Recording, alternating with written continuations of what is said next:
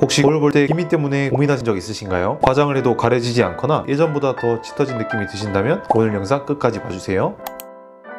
기미 치료가 쉽지 않다고들 하는데 그 이유가 무엇인가요? 기미는 단순한 색소 침착이 아니라 다양한 원인이 복합적으로 작용하는 색소 질환입니다. 오늘은 기미 치료가 어려운 원인과 우리가 놓치기 쉬운 원인들, 그리고 치료 후에 기미가 또 악화되는 원인들까지 한번 알아보도록 하겠습니다. 기미 치료가 어려운 가장 큰 이유는 무엇인가요? 가장 중요한 원인은 기미를 유발하는 원인이 매우 다양하다는 것입니다. 일반적으로 자외선이 가장 큰 원인이라고 생각하시지만 이 외에도 아주 다양한 원인들이 영향을 미치고 있습니다. 첫 번째, 자외선은 기미를 유발하는 가장 대표적인 원인 중에 하나입니다. 하지만 햇빛을 철저히 차단하고 선크림을 잘 발라도 기미가 생기는 경우가 상당히 많습니다. 선크림만으로 해결이 될까요? 자외선 차단만으로는 분명 부족합니다. 그러면 다른 어떤 원인이 또 있을까요? 두 번째는 호르몬 변화입니다. 출산 후에 기미가 심해지거나 삽입형 피임기구 사용 후에 호르몬 변화로 인해서 기미가 더 진해지는 경우도 많습니다. 여성 호르몬과 관련이 깊기 때문에 단순히 외부 요인 차단만으로는 쉽게 해결되지 않는 경우가 상당히 많습니다. 출산 후에 갑자기 기미가 진해졌다면 반드시 그 원인을 찾아보셔야 합니다. 세 번째로는 잘못된 홈케어가 있습니다. 본인에게 맞지 않는 세안법이나 홈케어를 계속 하신다면 내 피부가 만성 염증 상태에 빠질 수가 있습니다. 이러한 피부 상태에서는 레이저 치료를 아무리 열심히 받아도 치료 효과를 보기가 어려울 수가 있습니다. 오히려 매일매일 내 피부를 위해서 하는 세안과 홈케어가 내 기미를 악화시켰을 수도 있습니다. 네 번째로는 잘못된 화장품 사용입니다. 너무 짙은 화장이나 피부에 맞지 않는 화장품을 사용하면 내 피부가 계속 자극을 받아서 기미가 더 진해질 수가 있습니다. 특히 짙은 화장 이후에 잘못된 세안을 계속 하시게 되면 내 기미가 더욱 진해질 수도 있습니다. 다섯 번째는 스트레스입니다. 정신적, 육체적으로 스트레스를 받게 되면 호르몬 변화가 생기면서 내 기미가 악화될 수가 있습니다. 여섯 번째는 유전적인 요인입니다. 가족력이 있다면 기미 발생 확률이 높아지게 되고 그만큼 치료가 어려워질 수가 있습니다. 기미가 생기기 쉬운 피부의 특징이 있나요? 기미 환자의 피부는 애초에 피부 장벽이 약해져 있는 경우가 상당히 많습니다. 피부 장벽이 약하면 피부가 쉽게 건조해지고 예민해지면서 만성 염증 상태로 빠질 수가 있습니다. 또한 피부에 기저막이라는 층이 있는데 기저막이 약해져 있고 진피층은 만성 염증 상태에 빠져 있는 경우가 많습니다. 이러한 피부 상태에서는 기미 치료가 더 어려워질 수가 있습니다. 여러분, 피부 장벽이 약하면 기미 치료는 백전백패라고 생각하시면 됩니다. 그러면은 피부 장벽을 회복하는 것도 중요하겠네요. 피부 상태를 건강하게 유지하는 것이 기미 치료의 첫걸음입니다.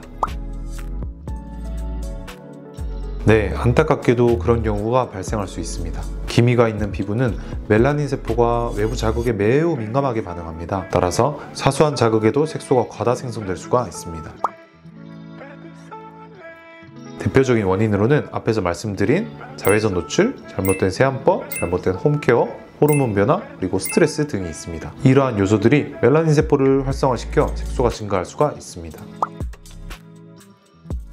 레이저 역시 피부에 자극을 주기 때문에 기미가 더 악화될 수도 있습니다. 레이저가 무조건 정답은 아닙니다. 하지만 어떻게 치료할지 그 방법이 매우 중요합니다. 레이저 치료는 표피세포 속의 멜라노즘을 공격해 색소를 개선시키는 치료입니다. 하지만 과도한 자극이 표피세포를 손상시키게 되면 오히려 멜라닌 세포가 자극을 받아 새로운 색소가 만들어질 수도 있습니다. 환자와 의사의 긴밀한 협업이 필요합니다. 1:1 치료를 통해 환자의 피부 특성을 적절히 찾을 수 있는 주치의가 그 적절한 강도를 찾을 수 있어야 합니다.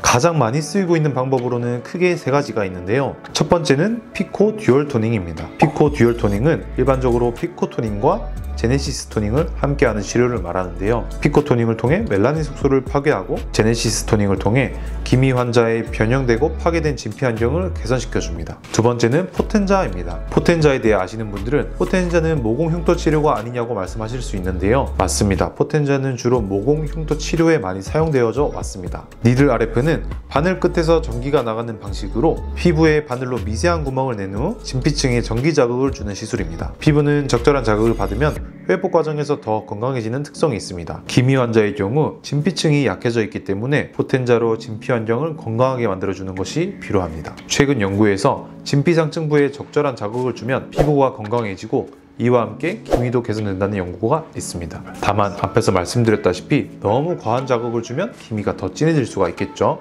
따라서 숙련된 의료진이 에너지와 그 깊이를 적절하게 조절하는 것이 중요합니다. 세 번째는 에토존 PTT입니다. 기미로 고생하시는 분 중에 에토존 PTT 아직 안 해보신 분 있으실까요? 에토존 PTT는 기미 치료의 필수템으로 떠오르고 있습니다. 레이저 치료 전에 에토존 PTT를 피부에 도포한 후 10분 정도 기다리면 에토존 PTT가 진피로 흡수되는데요. 이후 레이저를 조사하면 에토존 PTT의 구조가 부서지면서 안에 포함된 트라넥삼산, 비타민C, 글루타치온과 같이 미백 성분들이 진피로 방출됩니다. 에토존 PTT는 기미가 악화되는 여러 경로를 차단하기 때문에 레이저 치료를 할 때 부작용 위험을 줄이면서 더 적극적인 치료가 가능해집니다.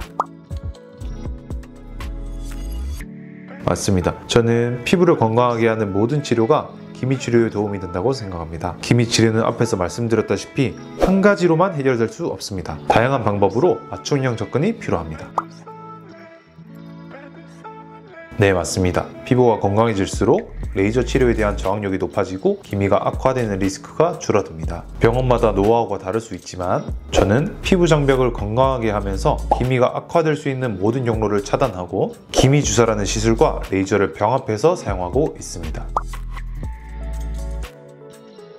가장 중요한 포인트를 다시 강조드리겠습니다. 첫 번째, 기미는 매우 민감한 색소 질환이기 때문에 과도한 자극을 피해야 합니다. 두 번째, 레이저는 적절한 강도로 조사하고 환자 개개인에 맞춰서 치료를 진행해야 합니다. 세 번째, 피부 건강을 개선하는 보조 치료를 병행하면 기미 악화 위험을 줄이고 치료 효과를 극대화할 수 있습니다. 기미 치료는 한두 번으로 끝나는 것이 절대 아닙니다. 꾸준한 관리와 맞춤형 치료가 꼭 필요합니다. 기미는 한 번 생기면 끝까지 따라오기 때문에 적절한 방법으로 꼭 바로잡으시길 바라겠습니다.